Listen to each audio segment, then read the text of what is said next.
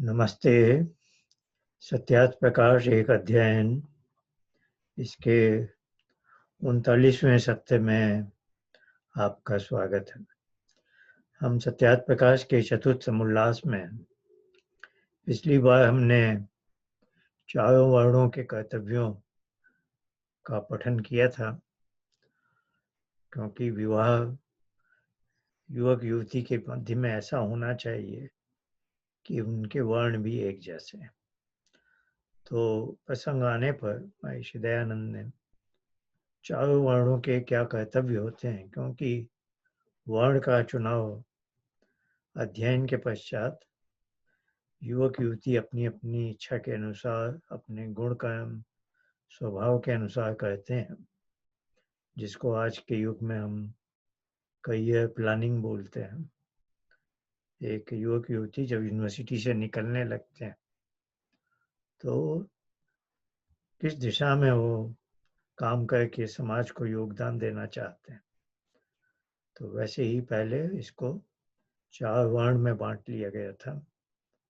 जो समाज से अज्ञान को दूर करता है वह ब्राह्मण कर्म करता हुआ माना जाएगा। जो समाज से अन्याय को दूर करता है वह क्षत्रिय कर्म का माना जाएगा।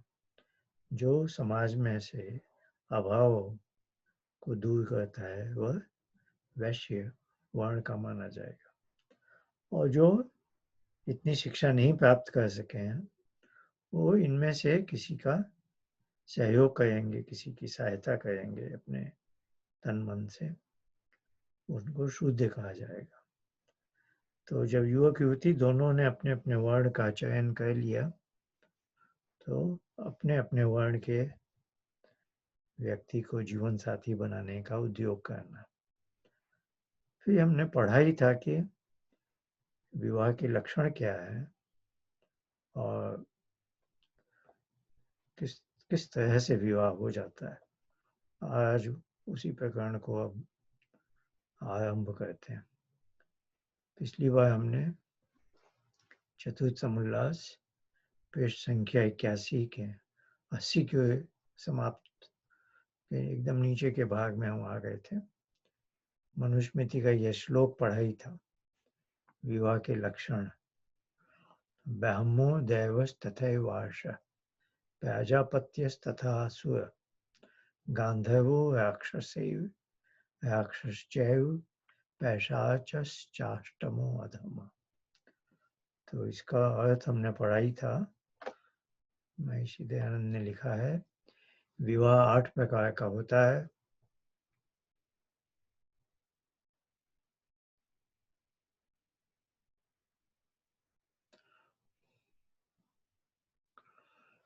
एक ब्राह्म, दूसरा देव, तीसरा आर्ष, चौथा प्रजापत्य, पांचवा आसुर, छठा गांधर्व, सातवां राक्षस, आठवां पैशाच।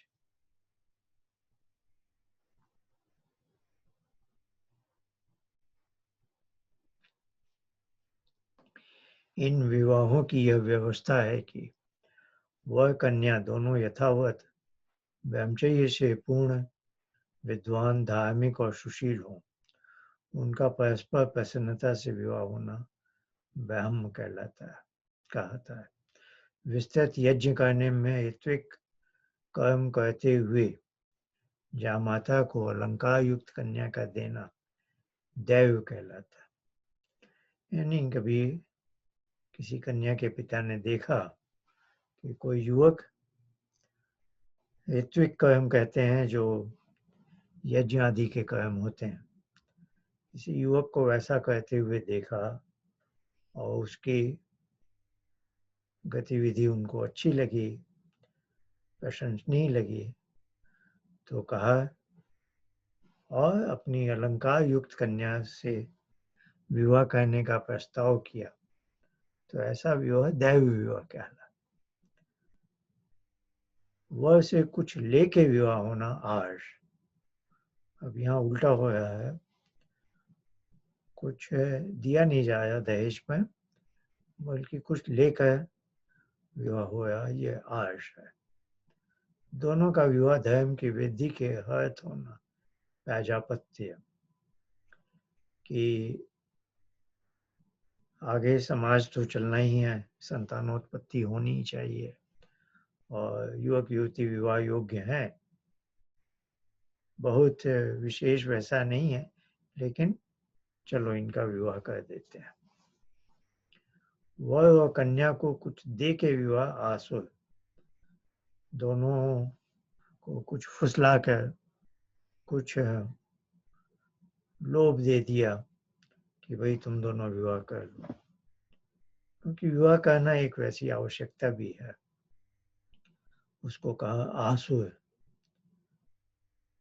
अनियम असमय किसी कारण से वह कन्या का इच्छा पूर्वक परस्पर संयोग होना गांधर्व, जो कुछ होते हैं प्रेम विवाह कहलाते हैं, या स्कूल कॉलेज के लड़के लड़कियां हैं या कहीं के भी, कि उनका आपस में कुछ संपर्क हो गया है और कच्ची तो उम्र होती है, वो कहीं घर छोड़ के चले जाते हैं या विवाह नहीं किया है लेकिन उनका संयोग हो गया है, शायद एक संबंध हो गए, तो कुछ यानी नियम न नियम है न समय आया है, लेकिन वो किसी तरह से एक दूसरे के साथ बंध गए हैं।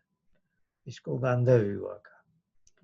लड़ाई करके बलात्कार था, छीन झपट व कपट से कन्या का ग्रहण का। अब जैसे आजकल सीएम है, वो तो बहुत गलत चीज है, सेक्स स्लेव बोलते हैं उसको, पर किसी से बलात्कार किया, या बलात्कार का मतलब वो नहीं है जो सामान्यतः हम समझते हैं, बलपूर्वक किसी के घर से कन्या उठा ली, या कपट से जैसे पाकिस्तान में हिंदू लड़कियों के साथ होता है, बच्ची बाहर गई है, उसको फुसला के अपने घर बुला लिया और फिर उसे कभी अपने घर जाने ही नहीं दिया। तो ये जो जहाँ छीन झपट या कपट से कन्या को ग्रहण कर लिया है, एक तरफ से, एक तरफा है, यानी बलपूर्वक किया, इसको राक्षस विवाह किया। शयन व मद्यादि पी हुई पागल कन्या से बलात्कार संयोग का। अब एक कन्या है जो किसी ऐसी परिस्थिति में असहाय है या जो भी, और उससे शारीरिक संबंध कर लिए और फिर उसका तो जीवन नष्ट हो ही गया है। अब किसी पंचायत ने या किसी न्यायालय ने कहा कि अब तुम इसे सदा के लिए अपने पास रखो, तो वो विवाही हो गया, अब दोनों साथ रहने लगे। तो इन्होंने 8 श्रेणियां बना दी हैं। फिर लिखते हैं, इन सब विवाहों में ब्रह्म विवाह सर्वोत्कृष्ट, दैव मध्यम, आर्ष आसुर और गांधर्व निकृष्ट, राक्षस अधम और पैशाच महाभ्रष्ट है। अब इनकी श्रेणियां ये 1 से 8, एक किसी स्तर से है, किसी क्रम से है। जो ब्रह्म विवाह था वो सबसे अच्छा था, और जो अंत में है पैशाच वो सबसे बेस्ट है। इसलिए यही निश्चय रखना चाहिए कि कन्या और वर का विवाह के पूर्व एकांत में मेल न होना चाहिए, क्योंकि युवावस्था में स्त्री पुरुष का एकांतवास दूषणकारक है। परंतु जब कन्या व वर के विवाह का समय हो, अर्थात जब 1 वर्ष व 6 महीने ब्रह्मचर्य आश्रम और विद्या पूरी होने में शेष रहे हैं, तब उन कन्या और कुमारों का प्रतिबिंब, अर्थात जिसको फोटोग्राफ कहते हैं, अथवा प्रतिकृति उतार के कन्याओं की अध्यापिकाओं के पास कुमारों की कुमारों के अध्यापकों के पास कन्याओं की प्रतिकृति भेज दें। जिस जिसका रूप मिल जाए उसके इतिहास अर्थात जन्म से लेकर उस दिन पर्यंत जन्म चरित्र का पुस्तक हो, उसको अध्यापक लोग मंगवा के देखें। जब दोनों के गुण कर्म स्वभाव सदृश हों, तब जिसके साथ जिसका विवाह होना योग्य समझें। उस पुरुष और कन्या का प्रतिबिंब और इतिहास कन्या और वर के हाथ में देवें और कहें कि इसमें जो तुम्हारा अभिप्राय हो सो हमको विदित कर देना। जब उन दोनों का निश्चय परस्पर विवाह करने का हो जाए, तब उन दोनों का समावर्तन एक ही समय में होवे। तो ये पूरी विधि बता रहे हैं कि कैसे युवक युवती को आपस में एक दूसरे का चयन करना है। तो पहले तो कोटियों का बता दिया कि ब्राह्म विवाह सर्वोत्कृष्ट है और इसके बाद की श्रेणियां। फिर कह रहे हैं कि विवाह के पूर्व कन्या और वर का एकांत में मेल नहीं होना चाहिए। फिर तरीका क्या हो तो बताते हैं कि जब दोनों का विवाह का समय आ जाए कि अब हमें विवाह करना है, तो कन्याओं का ये गुरुकुल अलग है जहाँ कन्या है, युवकों का वो गुरुकुल अलग है जहाँ युवक रहते हैं। तो उनका फोटो या उनकी प्रतिकृति कि देखने में कैसा है, या कन्या की जो प्रतिकृति है वो युवकों के गुरुकुल में भेजी अध्यापकों को, और युवक की फोटो या जो भी है वह कन्या गुरुकुल के अध्यापिकाओं को भेजा।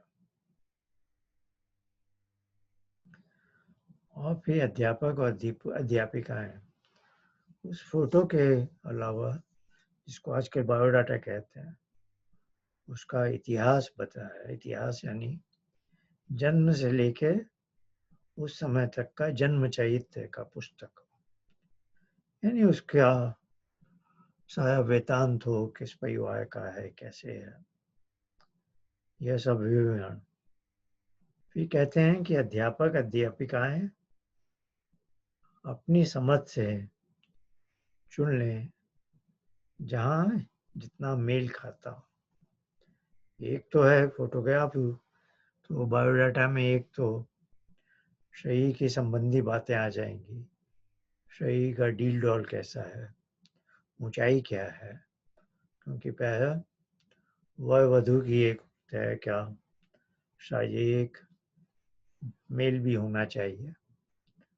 एक कोई बहुत मोटा है, एक एकदम दुबला पतला है, तो बात नहीं बनती।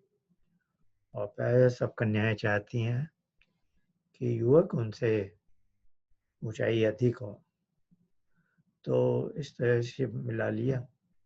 इसके बाद उनके जीवन वृत्तांत को देखकर उनके गुण कर्म स्वभाव क्या है, किसकी किसकी व्यक्तित्व कैसा है, किसकी आगे के कर्म करने की क्या योजना है। तो एक मनुष्य का जो व्यक्तित्व होता है वो महर्षि दयानंद की भाषा में है गुण कर्म और स्वभाव। उसके गुण क्या है, उसके कर्म क्या है, उसके स्वभाव क्या है, इससे उस व्यक्ति का व्यक्तित्व का पता चल जाता है। और इसके अलावा फोटोग्राफ की भी बात आई गई है।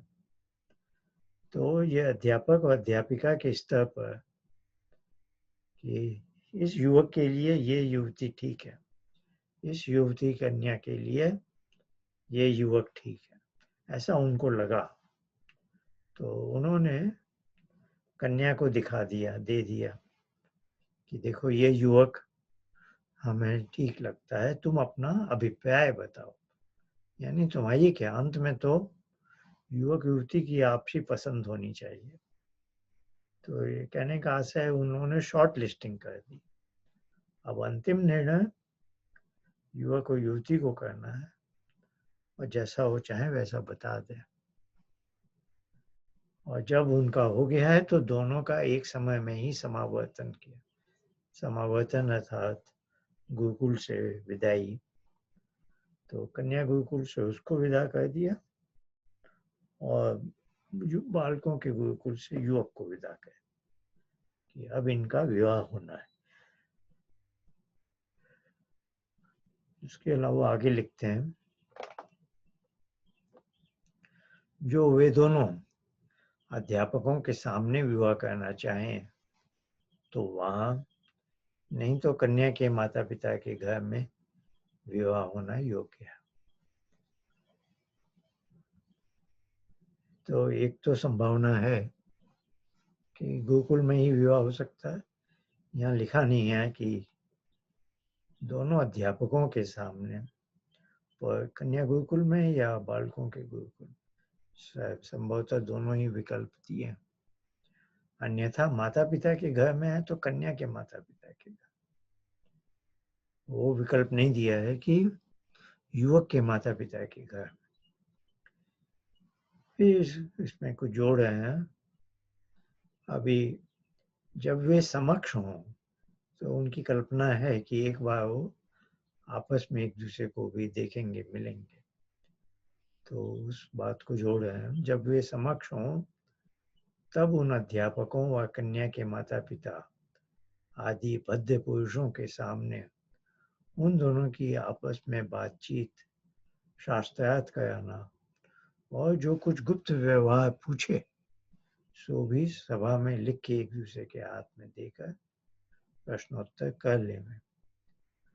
तो दोनों की पारस्परिक बातचीत का जो सिलसिला है वो ऐसे बताया है कि उनकी बातचीत या शास्त्रार्थ, शास्त्रार्थ का यहाँ अर्थ है वैसे किसी विषय पर विचार करना। इससे दोनों को पता चलता है कि किसी विषय विशेष पर क्या क्या विचार हैं किसके।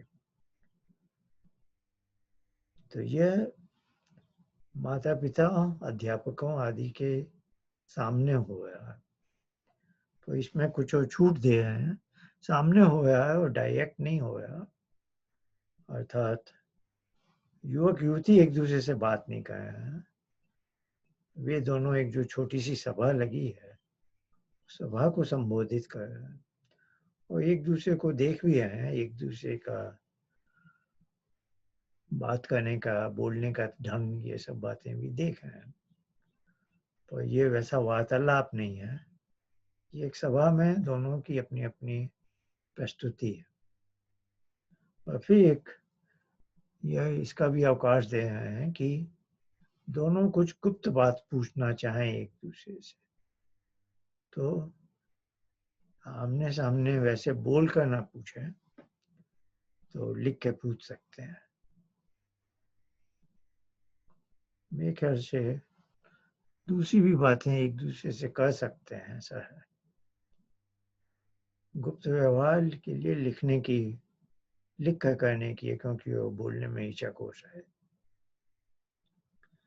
जब दोनों का दृढ़ प्रेम विवाह करने में हो जाए तब से उनके खान पान का उत्तम प्रबंध होना चाहिए कि जिससे उनका शरीर जो पूर्व ब्रह्मचर्य और विद्याध्ययन रूप तपश्चर्या और कष्ट से दुर्बल होता है वह चंद्रमा की कला के समान बढ़ के पुष्ट थोड़े ही दिनों में हो जाए। तो अब जब विवाह का निश्चय हो गया है कि कुछ दिनों में होना है तो उस निश्चय और विवाह के दिन तक की जो अवधि है उसमें बता रहे हैं कि उनका भोजन उत्तम होना चाहिए, प्रबंध होना चाहिए। क्योंकि जब वो गुरुकुल में थे तो शरीर थोड़ा कैश हो जाता है, कमजोर हो जाता है, क्योंकि तपश्चर्या और कष्ट से। अब वे खान पान पर अधिक ध्यान दे सकते हैं तो थोड़ा भार बढ़ जाएगा। वह चंद्रमा की कला के समान बढ़ के पुष्ट थोड़े ही दिनों में हो जाएंगे। अब विवाह का काल आने वाला है। तो कैसे लिखते हैं, पश्चात जिस दिन कन्या रजस्वला होकर जब शुद्ध हो, तब वेदी और मंडप रच के अनेक सुगंध्यादि द्रव्य और घृतादि का होम तथा अनेक विद्वान पुरुष और स्त्रियों का यथा योग्य सत्कार करें। अब जो विवाह के पूर्व की दोनों परिवारों में एक अलग अलग हवन होता है, उसके बारे में चर्चा है। पश्चात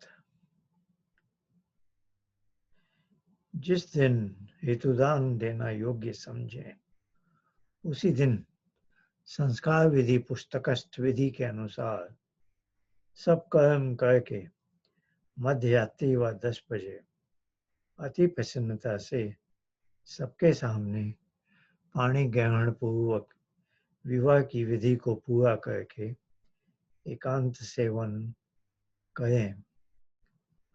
तो यहाँ ऐसा बताया जा रहा है कि विवाह की विधि कन्या की जो मासिक धर्म की तिथियां होती हैं, उसको जानकर तय की जानी चाहिए और उनको जानकर विवाह का दिन ऐसा होना चाहिए कि उसी रात, जैसे वे लोग गर्भ स्थापित करने वाले हैं, गर्भाधान।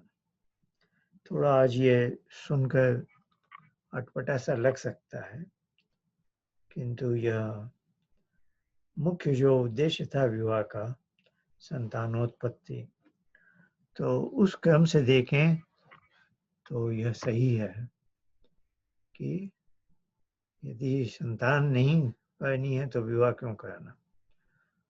विवाह किया ही है इसलिए कि स्त्री पुरुष का संयोग हो सके, तो उसी उद्देश्य से विवाह हो रहा है, तो उस उद्देश्य की प्राप्ति का कर्म भी किया जाना चाहिए। पुरुष वीर्य स्थापन और स्त्री वीर्याकर्षण की जो विधि है, उसी के अनुसार दोनों कहें। जहां तक बने वहां तक ब्रह्मचर्य के वीर्य को व्यर्थ न जाने दें, क्योंकि उस वीर्य व रज से जो शरीर उत्पन्न होता है, वह अपूर्व उत्तम संतान होता है। जब वीर्य का गर्भाशय में गिरने का समय हो, उस समय स्त्री और पुरुष दोनों स्थिर और नासिका के सामने नासिका, नेत्र के सामने नेत्र, अर्थात सुधा शरीर, और अत्यंत प्रसन्न चित्त रहें, डिगे नहीं। पुरुष अपने शरीर को ढीला छोड़े और स्त्री वीर्य प्राप्ति समय अपान वायु को ऊपर खींचे, योनि को ऊपर संकोच कर वीर्य का ऊपर आकर्षण करके गर्भाशय में स्थित करे। पश्चात दोनों शुद्ध जल से स्नान करें। अब यहाँ पर एक संख्या दी हुई है, तो महर्षि दयानंद नीचे पाद टिप्पणी में लिखे हैं, यह बात रहस्य की है, इसलिए इतने से ही समग्र बातें समझ लेनी चाहिए, विशेष लिखना उचित नहीं है। तो उन्होंने कुछ पंक्तियों में, जिसको गर्भाधान विधि कहते हैं, या अंग्रेजी में कहेंगे टू कंसीव ए बेबी, तो उसका जो शारीरिक संयोग का तरीका है, उसका वर्णन किया। आज ये थोड़ा सुनने में अटपटा लग सकता है, लेकिन जिसको आज हम सेक्स एजुकेशन कहते हैं, उस दृष्टि से देखें तो बहुत कम पंक्तियों में उन्होंने युवक युवती को संदेश बता दिया, दे दिया है, और ये भी कह दिया है कि अधिक लिखने का कोई विशेष औचित्य नहीं है, इतने ही से समझ जाएंगे समझदार लोग। तो इस पंक्तियों को लेकर कोई आक्षेप कर सकता है कि महर्षि दयानंद तो आदित्य ब्रह्मचारी थे, उन्होंने यह कैसे जाना ये सब रहस्य और कैसे लिख दिया। तो यह हमारी वैदिक संस्कृति में जो 16 संस्कार हैं, एक व्यक्ति के संस्कार गर्भाधान से अंत्येष्टि तक है। तो गर्भाधान संस्कार की यही प्रक्रिया है और वह उन 16 संस्कारों में गिना जाता है। तो जो नया शिशु है उसके लिए तो जीवन यात्रा गर्भाधान से शुरू हो रही है, किंतु उसके जो माता पिता बनने वाले हैं उनका तो विवाह संस्कार हो गया है अभी सायंकाल या रात्रि में, और अब वो गर्भाधान कर रहे हैं अपने नए शिशु का पहला संस्कार। और उसके माता पिता का तो यह दोनों के कई संस्कार हो चुके हैं, गर्भाधान से लेकर वेदारंभ उपनयन, वेदारंभ समावर्तन और विवाह संस्कार हो गया है। अब वे अपनी संतान के लिए गर्भाधान करें। तो एक नए शिशु की जीवन यात्रा आरंभ हो रही है और उनके माता पिता जो हैं युवक युवती, उनकी जीवन यात्रा पहले से चली आ रही है और उनका एक पड़ाव है जिसको कहते हैं विवाह संस्कार। तो ये सारे 16 संस्कार इसलिए किए जाते हैं कि मनुष्य पर वो अच्छे संस्कार छोड़ के जाए ताकि उसकी शारीरिक, मानसिक, बौद्धिक, आत्मिक सब उन्नति भली प्रकार से हो सके। तो यह जो गर्भाधान का थोड़ा सा विवरण दिया है ये बिल्कुल आवश्यक है, उचित है, और यह इस बात पर भी बल देता है कि विवाह का उद्देश्य संतानोत्पत्ति है। और आजकल बाकी सब तो संस्कार हो रहे हैं, बहुत ही कम होते होंगे, बहुत ही कम दंपति गर्भाधान संस्कार करते होंगे, नहीं तो गर्भ की स्थापना प्रायः अनियोजित हो जाती है। सोचा नहीं था लेकिन गर्भ स्थापित हो गया। तो वो गर्भ स्थिति बहुत कल्याणकारी नहीं होती जब हम घर में एक छोटी सी चीज भी, एक मेज, कुर्सी, एक बर्तन भी, कुछ अपने पहनने के कपड़े, कुछ भी खरीद कर लाते हैं तो बाजार में उसको टटोलते हैं, बहुत सोच समझ के उसे खरीदते हैं। और कोई बड़ी चीज है, घर के लिए एक सोफा लेना है, तो कई कई दिन तक उसका अध्ययन किया जाता है कैटलॉग वगैरह में या इंटरनेट से, और फिर हम कुछ खरीद के लाते हैं।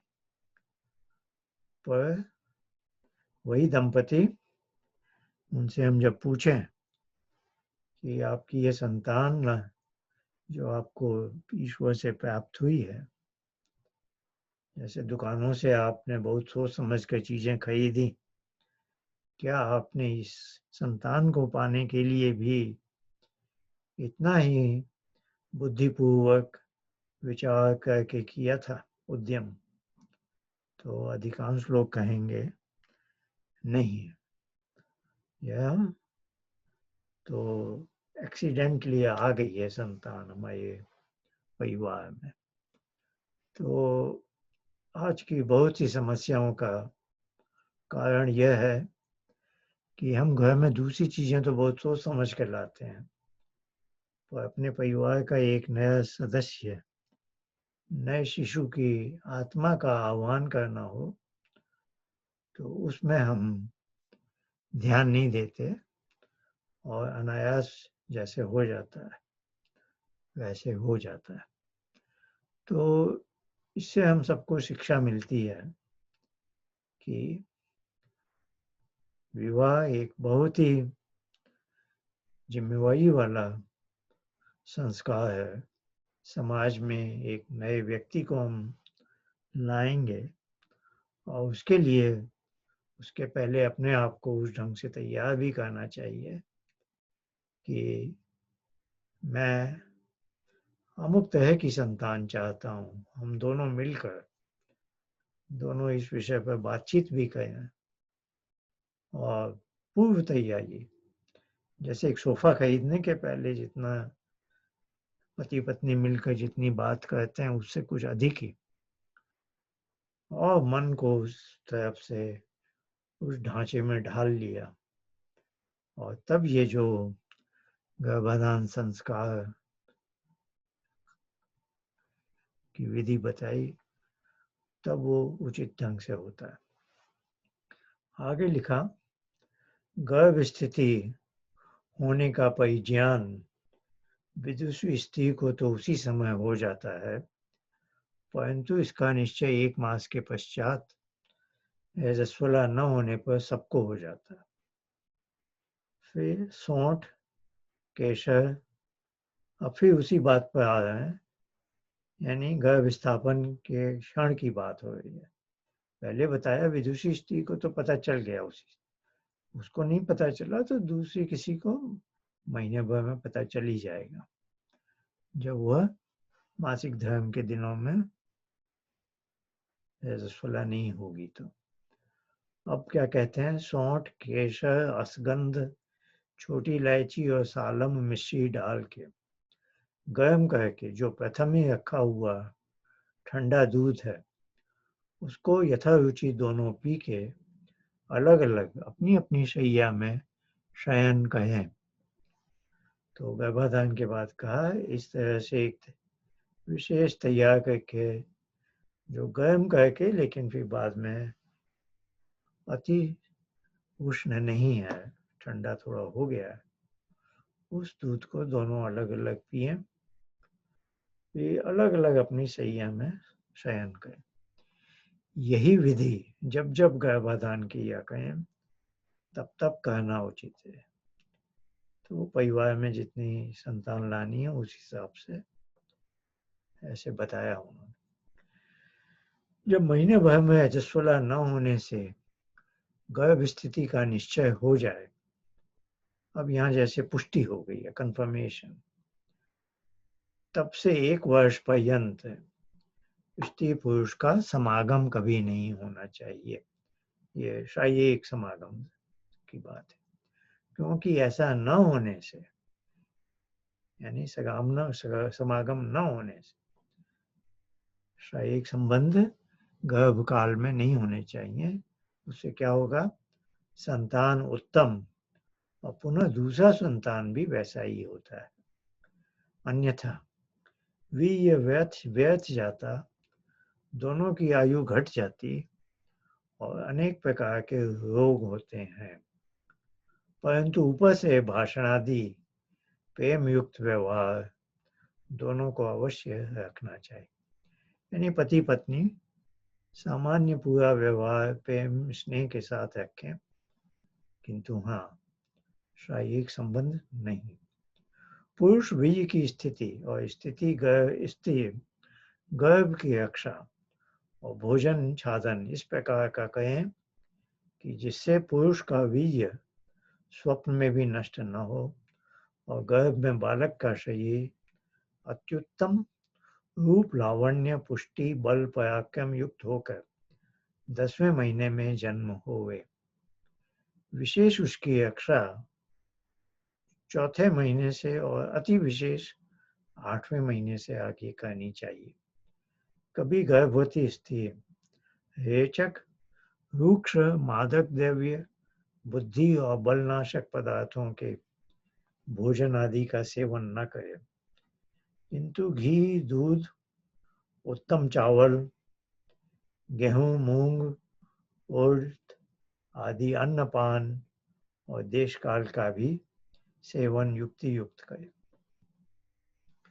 अब गर्भ स्थापन क्या जब पुष्टि हो जाती है तो थोड़ी बातें तो बताएं कि दोनों प्रेम से रहें, अपना मन ठीक रखें और दोनों शारीरिक संबंध से दूर रहें।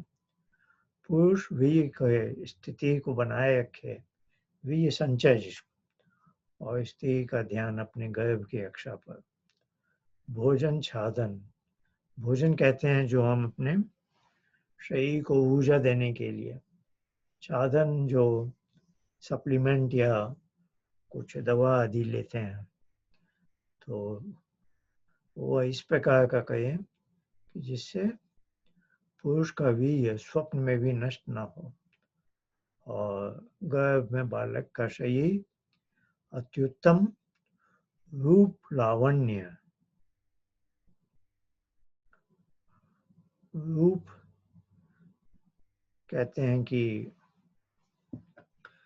जो मुखमंडल के देखने का, लावण्य में लवण से बना है, लवण नमक को कहते हैं, यानी इसमें नाक नक्श आ जाते हैं। पुष्टि बल पराक्रम युक्त होकर 10वें महीने में जन्म हुए। 10 महीना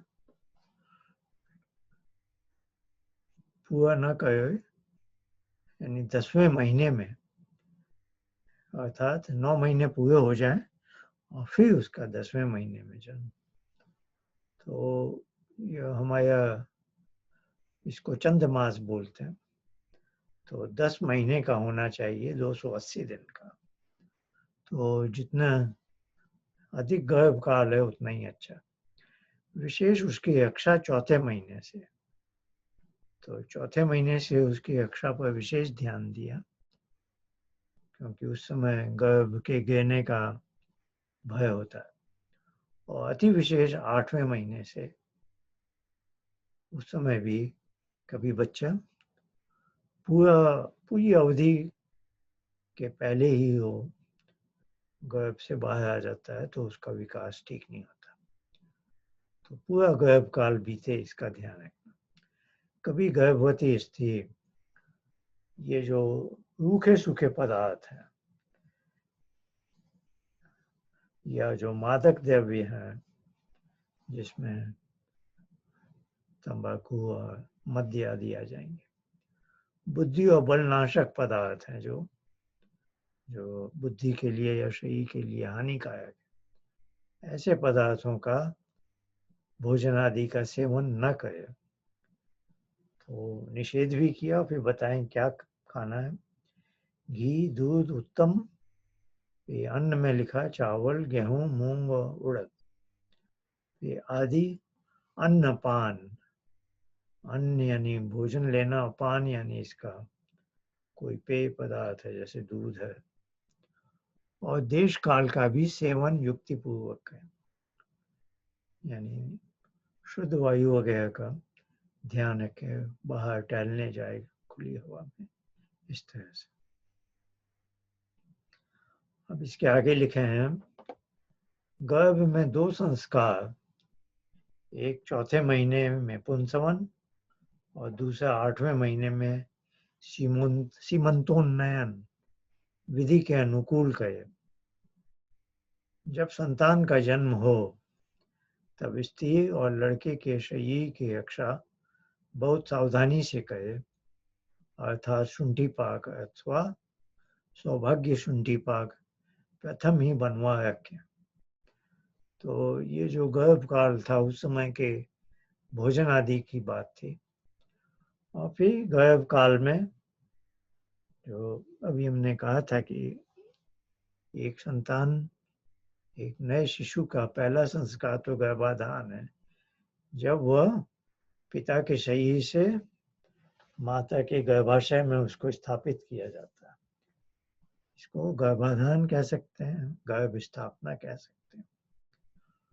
और फिर उसका जन्म होगा, तो जन्म के समय एक जो भी विधि होती है, आजकल तो अस्पतालों में होती है, उसको, क्योंकि हर संस्कार का मुख्य उद्देश्य एक कर्म है, एक एक्शन है।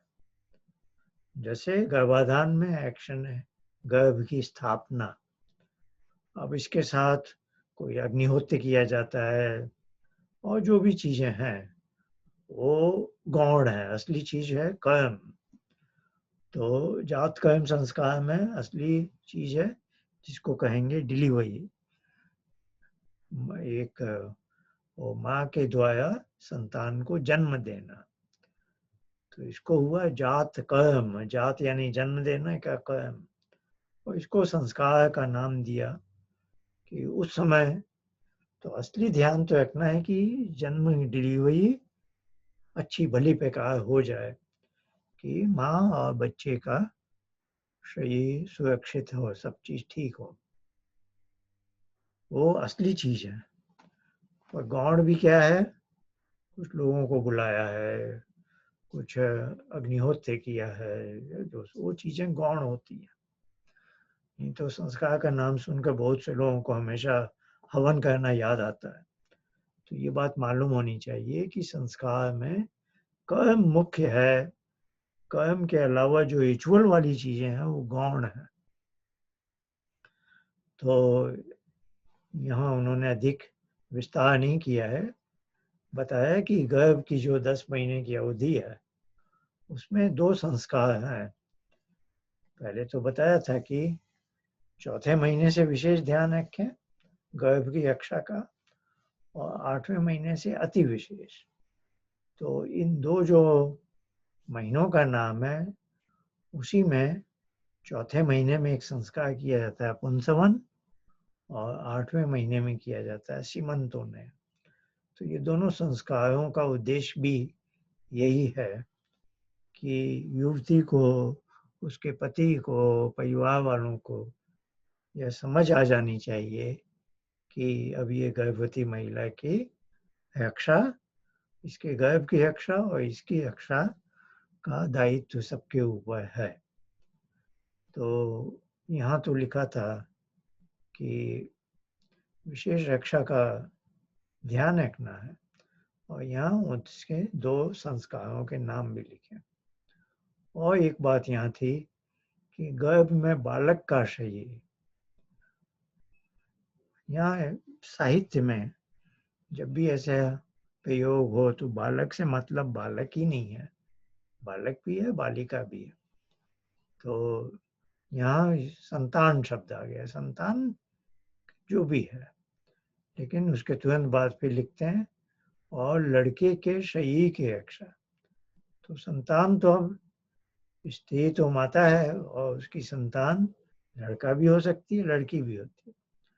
तो यह भाषा का प्रयोग है कि बालक है या लड़का लिखा है, तो वह असल में संतान के लिए है, जो उभयलिंगी है, बालक भी हो सकता है, बालिका भी हो सकता है, लड़का भी हो सकता है, लड़की भी हो सकता है। इधर 2 संस्कारों का है, तो मैं थोड़ी सांख्य में एक पद आता है, उसके अनुसार थोड़ी व्याख्या करना उचित समझता हूँ। तो वो इस प्रकार है, सांख्य में यह वर्णन आता है कि हम जो एक बंध जीव है, मैं और आप बंध जीव हैं, तो हमारा ये बंधन, ये जो पुरुष है, आत्म तत्व है, उसका बुद्धि से संयोग हुआ है, और वो जन्म जन्मांतर तक चलता रहता है। तो असल में तो वो बंध है, और जीवन मुक्त व्यक्ति होता है, या जब मुक्ति मिलती है तो जो हमारा बुद्धि का जो मन अंतःकरण जिसे कहते हैं, पहले तो ये हृदय ग्रंथि जो गांठ है पुरुष की और बुद्धि को जो जोड़ी गई थी, वो खुल जाती है, और जो अंतःकरण के अवयव हैं, बुद्धि, अहंकार और मन, वे सब जहाँ से आए थे वहाँ चले जाते हैं। इसको प्रतिप्रसव कहते हैं। तो प्रकृति से जिनका जन्म हुआ उसको प्रसव कहा। जैसे अभी संतान का जन्म है तो हम कहते हैं स्त्री ने प्रसव किया है, यानी जन्म दिया। तो प्रकृति प्रसव से हमें बुद्धि, अहंकार और मन ये मिले, और जैसे परमात्मा ने हमारे आत्म तत्व को उससे बांध दिया, गांठ बांध कर, तो उसको हृदय ग्रंथि कहते हैं। यहाँ हृदय ये वाला है, छाती की बाईं तरफ वाला नहीं है। ये हृदय है जहाँ हमारा आत्म तत्व, वो जो एक छोटी सी गुफा है, उसको हृदय गुहा बोलते हैं, जिसमें मैं और ऐसे इसको बोलते हैं, मैं अंगूठा है और मेरा मन जो अंतःकरण है वो मुट्ठी के रूप में। तो ये एक बहुत छोटे आकार की एक छोटी गुफा है। उस गुफा का स्थान जो है उसको हृदय बोलते हैं। तो यहाँ भी इसको भी हृदय बोलते हैं, पर ये शरीर के ये पंप है जो रक्त संचालन करता है। और जब हमारा आध्यात्मिक साहित्य है, उपनिषद, सांख्य, योग, यहाँ जब हृदय शब्द आता है तो इसका अर्थ ये है जहाँ मेरा निवास है।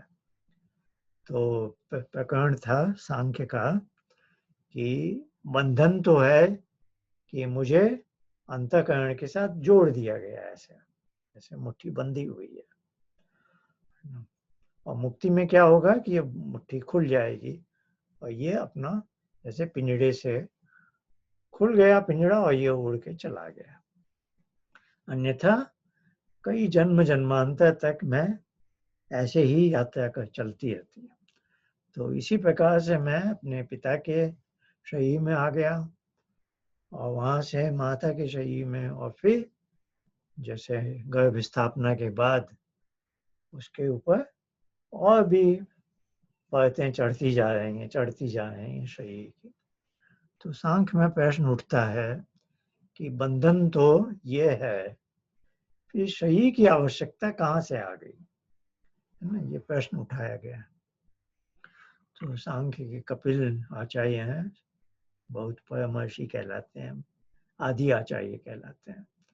तो वो इसका उत्तर देते हैं कि हमें एक तन की भी आवश्यकता है, जैसे एक चित्र को दीवार पर लगाने के लिए एक फ्रेम की आवश्यकता होती है चित्र का। तो खैर कहने का उनका आशय है कि एक चित्र एक फ्रेम में लगा हुआ है, वो तो ऐसे ही नीचे पड़ा है, और उसको हम जब दीवार पर रखते हैं तब वो पूरा बनता है। तो वैसे ही यहाँ उनकी कल्पना ऐसी है, जिसको कहेंगे दृष्टांत है या मेटाफोर, कि मैं तो चित्र हूँ और ये जो अंतःकरण है मन, वह जैसे चित्र का फ्रेम है। अब चित्र का ये फ्रेम आप बाजार से ले आए हैं तो आप उसको दीवार पर कहीं लगाएंगे ना, तो जो दीवार पर लगाने पर ही उसकी पूरी कहानी समाप्त होती है। तो ये जो दीवार है वह जैसे उसका शरीर हो गया। तो वैसे ही मैं और मेरा अंतःकरण ये था कि मैं माँ के गर्भ में जब गया तो जैसे यह चित्र और इसका फ्रेम और इसको एक दीवार मिल गई है, तब ये एक स्वतंत्र व्यक्ति बन जाता है 9 महीने 10 महीने की पूरी प्रक्रिया के बाद। कि जैसे मेरे माता पिता एक ऐसे चित्र हैं जो दीवार पर टंगे हुए हैं, अब मैं भी एक स्वतंत्र चित्र बन गया जो दीवार पर टंगा। तो ये जो गर्भ काल है उसकी उपमा दी गई है कि उस प्रक्रिया में जैसे एक दीवार बन रही है और फिर दीवार एकदम तैयार हो गई है, तो दीवार पर एक कील भी गाड़ी जाती है, हुक है या कील है जिस पर चित्र को टांगा जाता है। तो उस दृष्टि से मैंने सोचा हुआ है आपको यह बताना चाहा कि ये जो 9 महीने की प्रक्रिया है, यदि आप उसे चौथा महीना 8वें महीना, चौथे महीने का मतलब है 3 महीने के बाद, फिर 3 महीने के बाद होगा तो 7वां महीना हो जाएगा, तो थोड़ा उसके बाद 8वां महीना, क्योंकि ये चंद्रमास है और हम लोग जो आजकल बात करते हैं हम सौर मास के आधार पर 30 दिन वाले के आधार पर, तो थोड़ा आगे पीछे हो जाता है। तो मोटे तौर पर सौर मास के हिसाब से देखें तो गर्भाधान हुआ आज, अब 3 महीने के बाद एक पुंसवन संस्कार हो रहा है। पुंसवन संस्कार का अर्थ है पुम सवन, यानी ये जो बीज आया है इसको आप सही जगह रखना है। तो अब जैसे उसके लिए दीवार बननी शुरू हो रही है। फिर आया सीमंतोन्नयन। सीमंत कहते हैं बच्चे का, शिशु का जो सिर है, अब वो उन्नयन यानी अब वो बढ़ रहा है। तो जैसे कि दीवार तो बन गई है, अब दीवार में कील ठोकने का काम हो रहा है। तो आप इसको ऐसे समझिए कि माँ के गर्भ में जैसे शिशु आया, तो पहले 3 महीने माँ उसे कहती है कि स्वागत करती है उसका, बोलती है तुम यहाँ थोड़ा बैठो अलग, मैं तुम्हारे लिए एक स्वतंत्र दीवार बनाना चाहती हूँ। तो वो उसके लिए तैयारी करती है। फिर पुंसवन संस्कार के बाद जैसे वह दीवार बनाने लगी है, फिर दीवार बन गई है, तो 3 महीने की 3 अवधि होगी। पहली 3 महीने की अवधि में शिशु का स्वागत हुआ है, उसे बोला है जैसे कहीं से आए हो पार्क कर लो, पार्किंग स्पॉट पर थोड़ी प्रतीक्षा करो, मैं तुम्हारे लिए एक दीवार बनाने का, तुम्हारी स्वतंत्र दीवार बना रही हूँ। फिर 3 महीने बीत गए, अब सीमंतोन्नयन का समय आया कि दीवार तो बन गई है, अब जैसे चित्र और फ्रेम को दीवार से टांगने का काम है, तो टांगने के पहले उस पर एक मजबूत कील लगानी पड़ती है, वो देख लेना पड़ता है कि वह मजबूत है, पूरा भार ले सकेगी या नहीं। तो जैसे उसके बाद के जो अंतिम 3 महीने हैं, अब वो मजबूत कील तैयार की जा रही है, लगाई जा रही है। और फिर 9 महीने या जो 10 महीने या 280 दिन हो गए, तो अब संतान का जन्म होया। तो ये बड़ी विचित्र घटना है। ये सारा ईश्वर का एक बड़ा ही कि अद्भुत चीज है बहुत, कि अब वो संतान माँ के गर्भ से बाहर आता है। तो जब तक माँ के गर्भ में है, जो अंतिम तिमाही की हम बात कर रहे थे, जब कील लगे ही है, कील को समझ लीजिए आप, उसका प्राणमय कोश है ना। तो अपने मन और आत्म तत्व के साथ तो आया ही था। तो सबसे पहले पहले 3 महीने में उसने एक जगह प्रतीक्षा करनी पड़ी। दूसरी तिमाही में उसका अन्नमय कोश बन गया, वो दीवार बन गई है। और फिर जो अंतिम तिमाही है, तो उसमें प्राणमय कोश, जो बहुत नाजुक चीजें दिखाई नहीं देती, चित्त दिखाई देता है, दीवार दिखाई देती है, लेकिन वो कील नहीं दिखाई देती है। तो ये जो नॉन वॉलंटरी फोर्सेस हैं, हमारे हृदय की गति, श्वास की गति, ये बच्चे का स्वतंत्र होने ही वाला है उसका जन्म होने पर। तो उसके पहले के जो 3 महीने हैं, वो माँ की श्वास ही उसकी श्वास है, माँ का खून ही उसके शरीर में जा रहा है। तो अब जो जात कर्म होने वाला है, बच्चे का जन्म होने वाला है, तो कल्पना कीजिए एक चित्र माँ का चित्र है जो दीवार पर टंगा है। अब इसमें से कोई एक दूसरा चित्र बन गया, और वो अपने आप ही बगल में, उसी दीवार के बगल में एक, वहां से कील से उठा और दूसरी ना हो, अब उसकी अपनी एक कील बन गई है। तो बहुत बड़ा चमत्कार है ये, कि एक क्षण में बजाय अपनी माता के हृदय से रक्त का संचार होना था, अब उसका अपना हृदय काम करने और टेक ओवर हो जाता है। तो प्राणमय कोश अभी तक वो माता के प्राणमय कोश के आधार पर था, अब उसकी कील मजबूत हो गई है, अब उसका प्राणमय कोश टेक ओवर कर लेता है, और वो एक स्वतंत्र मनुष्य के रूप में इस संसार में आ जाता है। ये परमात्मा की विचित्र लीला है ये।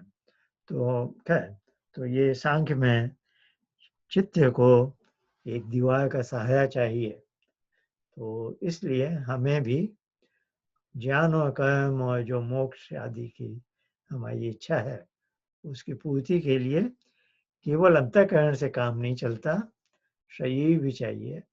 और फिर शरीर और अंतःकरण के बीच में एक प्राणमय कोश है, जो हम जानते हैं ये नॉन वॉलंटरी चीज है जो अपने आप काम करती है। गाढ़ी नींद में भी जो हमारी श्वास है, हमारे हृदय की धड़कन है, ये सब चलती रहती है। तो उस शिशु का भी अपना एक स्वतंत्र सब तंत्र बन जाता है। अपना शरीर, अपना प्राणमय कोश और वो मनोमय विज्ञानमय कोश तो लेकर आया ही था। तो चलिए आज हमने ये चर्चा की, अगली बार हम यहाँ से आगे बढ़ेंगे। बहुत धन्यवाद आपको, मिलेंगे फिर।